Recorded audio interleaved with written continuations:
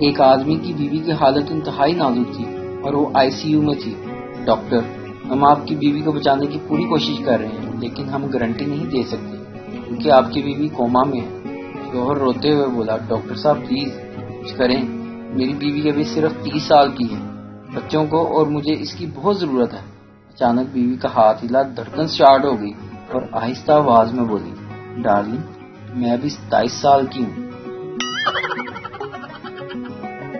حوالدار نے تھانے دار کو فون کیا، جناب عالی، ادھر ہمارے علاقے میں قتل کا جرم ہوا ہے، ایک عورت نے اپنے خامند کو سر میں بیلن مار کر ہلاک کر دیا۔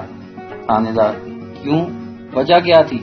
حوالدار، جناب عالی، مجرمہ نے فرش کو تازہ صاف کیا تھا اور فرش بھی گیلا تھا کہ بس اس کا خامند جوتوں سمیت کچن میں چلا گیا۔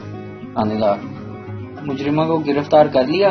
حوالدار، نہیں جناب، وہ بھی کچن میں ہے اور ہم نے گرفتار نہیں کیا۔ تھانے دار، وہ کیوں؟ حوالدار، جناب ہم انتظار کر رہے ہیں کہ پہلے کچن کا فرش خشک ہو جائے۔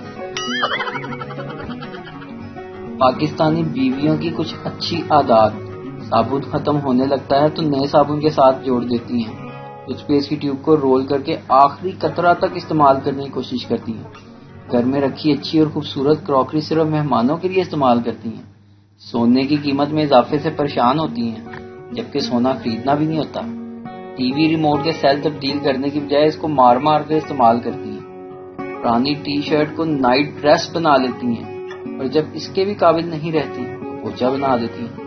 پاکستانی بیویاں زندہ باد۔